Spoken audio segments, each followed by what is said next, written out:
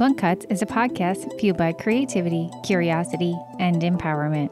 We cut through the daily mess of life. This is unfiltered honesty. Park your passive at the door. This is Blunt Cuts.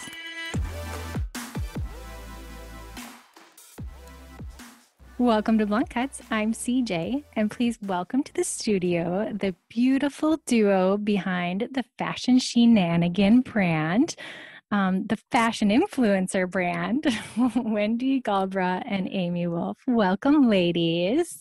Thank you. Thank you for having us. Thanks so much. It's great to be here. I'm so excited for you ladies to join us today. I know, the world is curious how influencers start, and you may not self-proclaim yourself influencers. However, I have saw your brand from the very beginning, and it's beyond inspiring. I'm not going to out you on your exact ages, but for everyone tuning in, these lovely women are 50 plus. So they entered a Instagram brand and space and are kind of killing it. So I want to hear your story and share some things along the way of like how you all got started. And Amy, why don't you kick us off?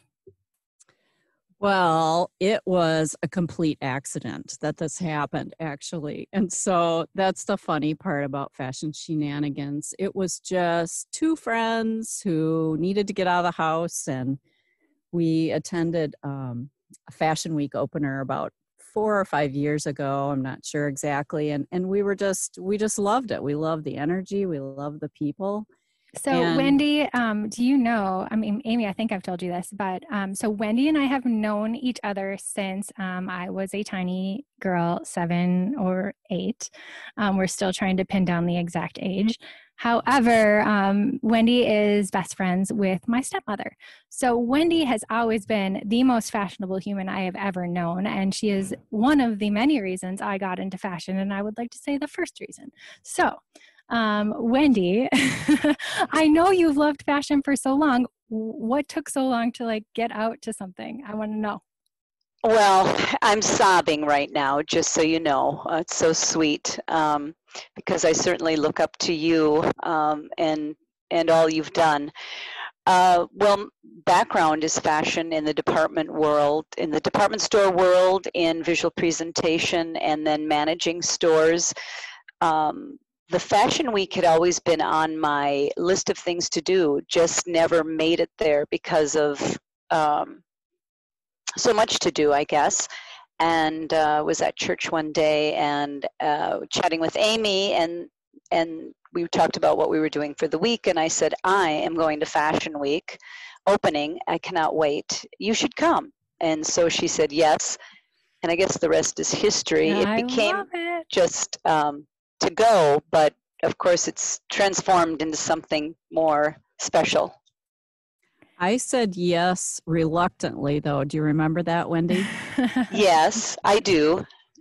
I am an occupational therapist. I work with kids who have autism, and I have never had anything to do in the fashion industry ever, but I love clothes and I love people, and I love Wendy. So she talked me into it. I didn't think it was my scene, but I went, and it was not what I expected. It was in a good way, just such a great experience. People were so welcoming, and not kind of wondering like, who the hell are these people?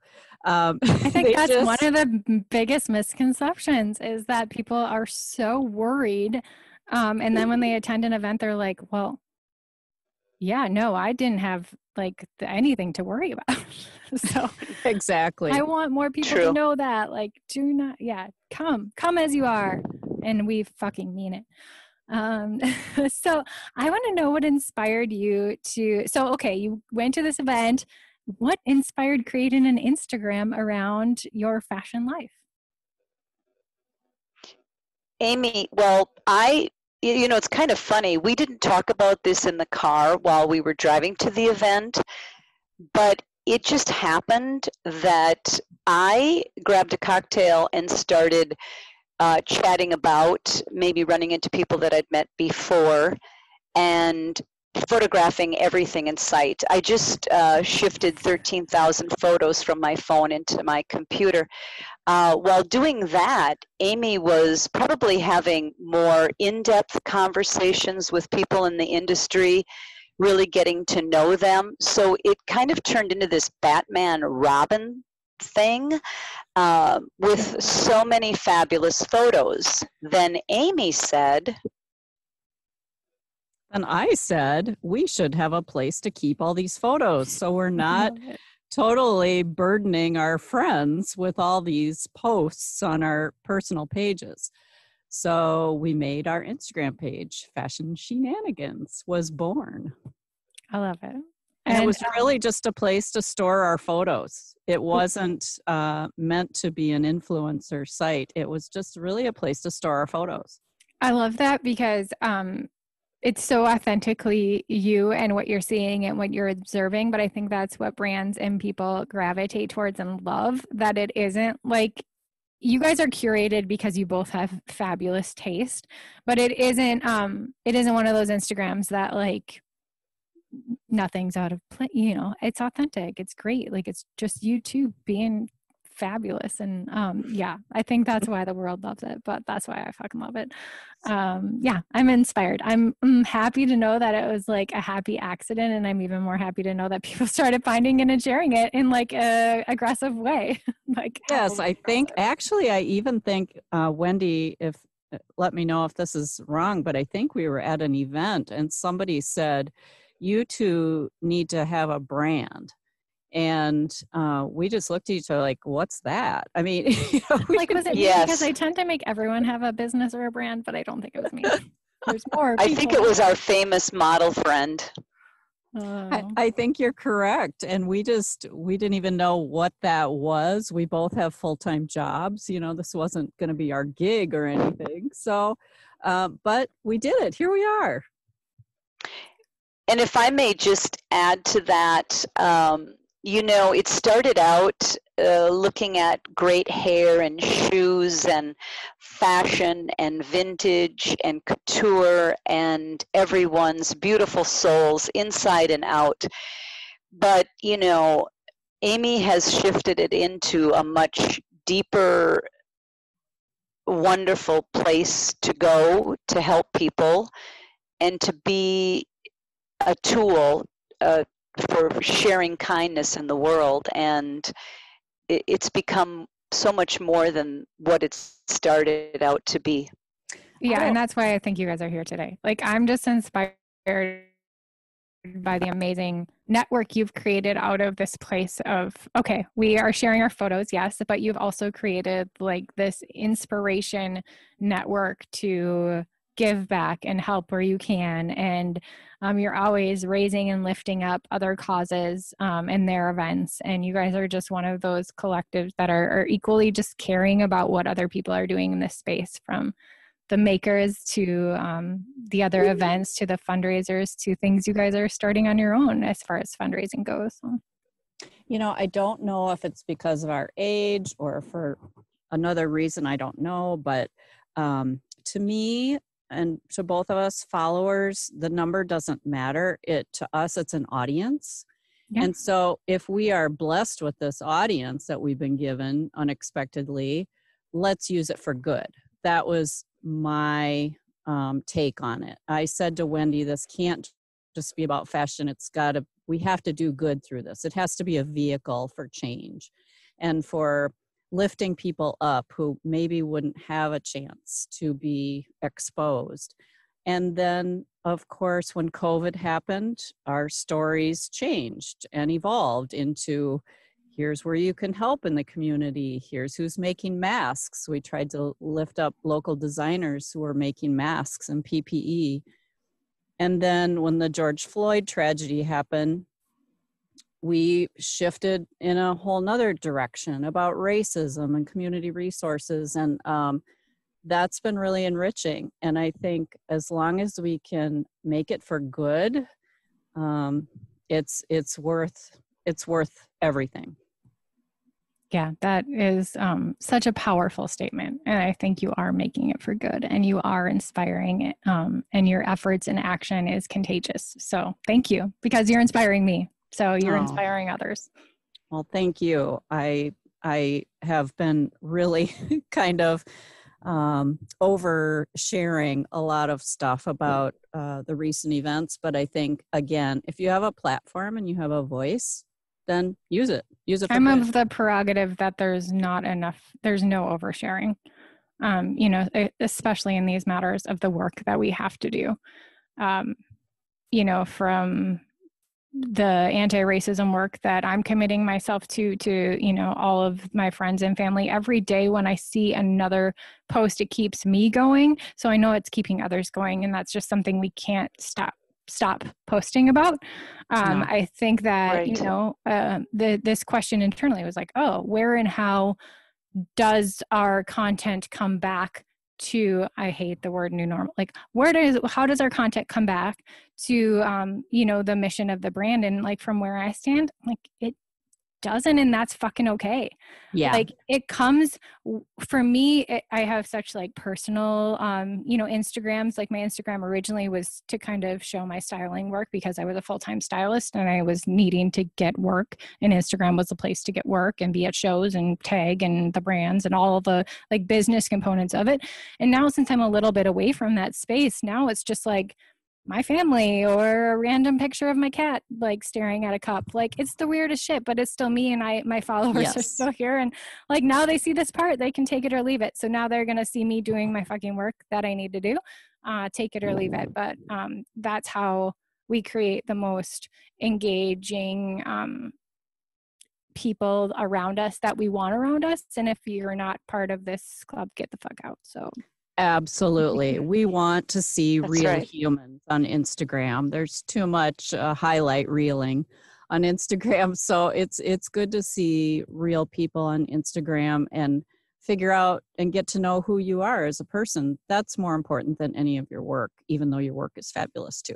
Yeah, but and how do you still continue to live, and how are people living and, enjoying like their gardens, and where do you find pieces of peace in this sea of just turmoil that we're in right now? And if I can add a few photos to make people like stop and just be like, oh, that's really pretty plant. All right, now back to it. I'm fine doing that, and I don't feel like it's masking my energy or where I'm carrying from like a really strong perspective. So I think a lot of people are wondering like where and how do they post right now.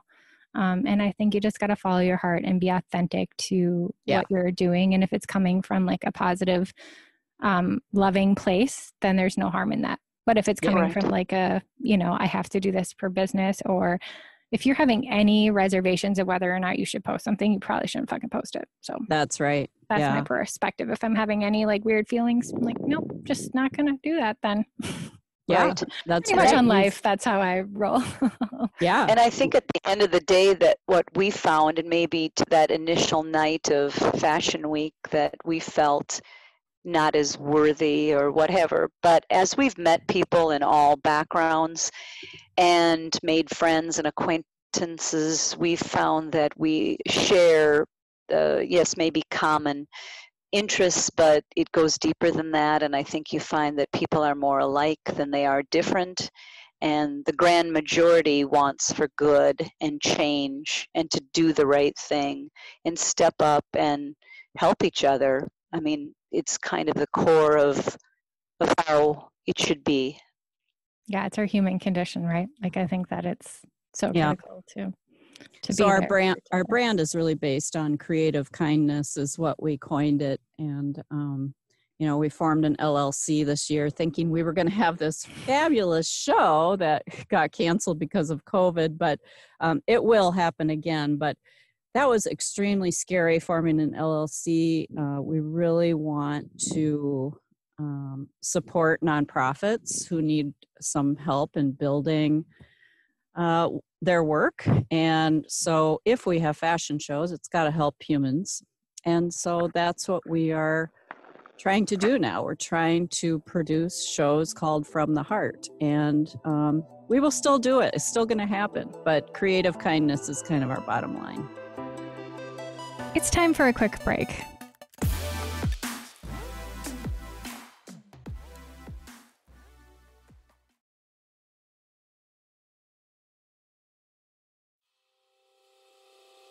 Welcome back to Blunt Cuts. Here's the rest of the show. I love the term creative kindness. I think fashion sometimes gets a bad rap because of like the glorified movies or, Devil Wears Prada comes to mind. Or, I've worked in larger markets and I've been in that space since I was a young kid. So I've definitely seen the spectrum of unkind humans in the fashion world to the most kind humans in the fashion world. And what I will tell you is, as a child kind of growing up in this space to becoming a young adult to becoming, a grown-ass woman in this space, is that one thing rang true, and that is like this inclusivity of this space. Like, I will tell you the most diverse perspectives and faces and places in which people were from and languages, and it all came to me from fashion. I am from a very small, all-white town in central Minnesota where that would not have come to me had I not entered that world. I remember living in Paris, not speaking French, getting directed to my apartment by my model coordinator who only spoke like Russian and a little bit of English, to living with models from Brazil and the Ukraine and, living with girls from places that like I had never even heard of, and hearing them speak to each other in different languages and just realizing like, holy hell, I come from a really small place of the world where like, yeah, take a second language. That's a requirement as a high school education, but this is fucking life. Like they speak like 4 or 5 different languages because they have to live in their, like in their world, like their neighbors, like they like, this is just like part of life. And like that part of fashion doesn't get talked about. Like the diversity and the amazing like collective nature of just like all is welcome really has rang true in my experiences. Now, I will tell you from that perspective of body image, that is a very different story. These women spoke languages, they had differing thoughts, they looked different than anyone I had seen before, but everyone was the same size. So that is something that we can and do and will do better at. I have, I see growth in that space, and I know that that's going to change, but from that perspective of like a really global feel and this idea of everyone is welcome, and may that be sexual orientation or race or culture or religion. Like I've just seen the gamut. I know that I've been at shows where there's break for prayer time. Like it's just thought of. It's just part of like this is thought of in this network of this work, like the real work. And then I think Minnesota fashion is so different in the sense of, hey, we're in the Midwest. We're not a major market. It's not there for buyers. And as an advisor for Fashion Week Minnesota, I sit at the table with these people who are like, how can we make it better? This is for the community. This is like, we have the opportunity to do something for our community, and we wouldn't have an organization if we weren't out there giving back and doing things that matter. So it's so different here. And in the Midwest, specifically because we're not here for buyers. Like this isn't a market where, Neiman Marcus needs to come in and figure out which, styles they're going to buy out of a collection. Like it's not about that. When I go to New York and London, it's totally about that, and equally fun to like see these major brands. But here it's about the small maker who probably has 2 to 3 jobs, at least. Very few makers in this community are doing that full time, so I mean, that's kind of where our brand comes in also, is that we feel we can be the platform for a young designer who has the 3 full-time jobs and will never get that opportunity to show their works in a show, even a small show. So we feel that going forward that we can help support those people and give them their first break, their first chance, and kind of be, shenanigan mums, so to speak, and help them out of the nest. I love that. Exactly. I've just been so impressed by the people you're finding, and I know you both love the Hmong fashion show as much as I do, but I think that the designers that come out of these schools and places are like incredible makers that may get overlooked because they can't, even in our small community, produce a show. It's very expensive to produce a show, right? So Yeah. who's being missed, or who's going back to pay their bills and not having their beautiful artwork seen? So I love that you guys are just out there. Like really showing the world, like all of these small makers in our community and inspiring people, and especially women, to do well. So I want to talk about the she and shenanigans. Tell me why the she. Well, it started as just Fashion Shenanigans because it was just two friends from church running around having these shenanigans together, right? Trying to get away, for me, trying to break out of my house as a single parent with two teenagers, and for Wendy, whatever she needed to get out of her house for. So we just said, that these are our shenanigans. Every time we would go to an event, we'd have a great story to tell, and they were just our shenanigans. And then we realized the first three letters were she. And, we highlighted the beginning of that word. That's how it worked. It's really not very complicated. It just kind of evolved, right? Sometimes we say, I have a lovely great niece who is now 8, but has had some challenges in her speech, and she's had a tough start. Fortunately, now she's with her father, my nephew. She always says she's so cute. She's so pretty. She's so nice. And so sometimes Amy and I do that too when we're out and about and just kind of having our shenanigans and fun. That's awesome. Well, I would love to move on to a section I like to call lessons learned, but I just want to talk a little bit about, I'm sure, jumping into this space, and you guys had some opportunities or things that you've learned along the way, and you're still very much growing, but what does it take, and what advice would you give to somebody who's really interested in like starting something out on their own? I think a lot of this can be translated to, you got an LLC, so that's starting a small business, right? To this idea of an online community that you're bringing to life offline. If you want to talk a little bit about some advice there, I'd love to share. Well, I think just taking a chance and having the courage to not worry about your mic not working. Oh, I mean, to just take a step and just try it. It's just that simple, and I guess the connecting with people, we've been just so blessed and overwhelmed by taking that step, and who we have met and how we've been able to help them and for them to help us with this show, the show that we'll have next year.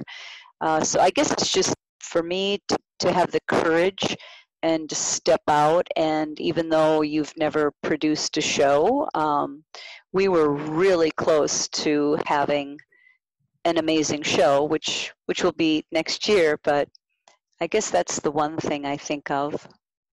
Yeah, don't be afraid to talk to people. It's don't be intimidated by, a person who just produced a fashion show, to go up to them afterwards and just say, that was amazing. It really touched me, or this is what I loved about it. They're humans. Yeah, people need that more than anything because it's so much work. Yes, so much work. It's like getting married for a week straight, like every single day of the week. Exactly. And your wedding day, if you've sat in those shoes, like it's just like it's a very intense energy to produce something like that. Yeah. Yeah, and I think that people don't approach them because they think they're not accessible. Like, oh, they just put on this show. Who am I to go over and speak to them? Well, it's not a hierarchy. It's, I want them to know how I feel and how they just made me feel. And I just want to thank them. That's all it is. It's as simple as that. But so I would just say, don't be intimidated. I remember, Wendy, do you remember when we were at our first Fashion Week opener and Sarah Edwards was there? And somebody said, there's Sarah Edwards. Neither of us really knew who she was. And so Did not know. we were like, oh, let's go say hi to her. And they were like, well, no, you can't say hi to her. She's What? Sarah Edwards. I'm like, why not? I just never understood that, and so that's just who we are, I guess. We'll talk to anybody. Yeah. And no, we do. And it's gotten and Sarah us, would be like, what? No, talk to me. Right. and it's been so freeing, I guess, because it's, I guess you start with that common interest of the show, and so you feel it truly is kind of like Mardi Gras, or I don't know, it's such a festive event, and I feel like everyone is there to have fun and to see new fashion and meet people and see what's going on, and people are very approachable, and a lot of times they, again, have the same thoughts or interests as you do, and yes, Well, to and say, my perspective, Wendy, and I know you'll probably agree with this, but like, isn't it better to go up to someone and meet them, and then if they're a complete asshole, you just write them out of your Yes. I mean, what? Like, that's how you get to know people, and I guess that's how I've always kind of handled life. But I'm a little, Yes. a little bit more bold in my take on getting shit done. So, but yeah, I mean, that's always been my take. Is it's like, oh, well, I'm glad that they're in this space, but they're in this space, and so am I, and I want to know more about them. So I'm going to like genuinely make a connection, because that's important. yes. That's And happy to say that, that asshole. I mean, I would say 99.9% of the people that we meet and get to know, and I think that's been inspiring to us, that we just, I don't know, it's a great community, and there's so much that can be done, and really the sky is the limit, and we hope to, along with our influencing in a different way, maybe just to bring people more together, because we're not always in that demographic, Amy and I, but we hope to, that's kind of one of the things we've chatted about, is to kind of change that a little bit, and for it to just be, I don't know, more wide open, more approachable. Yes, I've encouraged so many of my friends to come, and they're like, I have nothing to wear. It's all going to be perfect looking 20-somethings, and people are just so intimidated Just show them by the whole picture thing. of me in a silver bodysuit and feathers just after I gave birth to a child, because then they'll be like, oh, okay, I've got a costume from Halloween. That was awesome, by the way. It was all capital letters awesome. You have to just have fun, and that's like the 1 week of the year that I'm like, all randomness thoughts that come to my mind, I'm going to work it, because I know that my friends love me no matter how ridiculous my clothes are, and they love me even more because my clothes are. Yes, and the creative market here allows for creativity like that. Anything goes. I find that I can wear a pair of jeans, or I can wear an outrageous, outlandish thing like you did with the feathers, and either way, you're completely accepted. Absolutely. So, I think that that's the biggest thing, is just, if you have desires to start. But yeah, no, I've heard those sorts of comments too, like, oh, I've been like working up several events to like say hello. I'm like, what? But you forget that like people only see you on Instagram, and it's like, okay, she's more than a haircut and lipsticks. Like this is real. Like this is a real human. And like, I don't know. It's so funny to me when that happens, because I'm like, what the hell? Like, no, but because you're an icon. That's why. No. Yes, you are. Hey, I will be an icon, and we will change the world. But I'm with you. I think that the reason I do the work that I do, all of the creative work that I do, is because it's my soul cup. It fills my soul cup, and I've mentioned this before, on different episodes, or out in the wild, like I call it. But I wouldn't do this work if it wasn't enriching the lives of others and filling my soul cup. So that's why we keep going, and that's why we keep doing all the things we do, because that's what's important. Exactly. Wendy and I say that all the time. We would never Yes. just do this just for the sake of fashion. It just goes much deeper than that for us. And I think we're blessed to be in Minnesota because this market is something you can break into. If we were in New York or LA, no one would know who we were. But, you know, we're blessed to have a platform here where we can have an audience and we hopefully can make a difference. Well, and we need that change. And sometimes it does have to be uncomfortable, right? Like, no greatness has come from like a comfortable spot. Right. That's right. That's right. I think that's one of my best lessons in all of this. And lean into that discomfort and have those hard conversations and say yes more and try more and just put yourself out there, like you ladies said. So I think that's all we can do. And and in my perspective, like, humans always come first and they're going to always come first. So I'm only going to do something that's going to, be good for our human collective. So. Amen, sister. Amen on that. Well, thanks for hanging out with us. Where can people find you? At fashion.shenanigans on Instagram.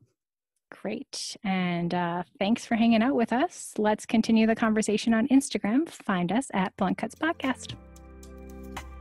Blunt Cuts is a production of Matriarch Digital Media. Executive producer Twyla Dang. Edited by Beth K. Gibbs. Production assistant Mia Register. You can find more great podcasts from Matriarch Digital Media at matriarchdm.com.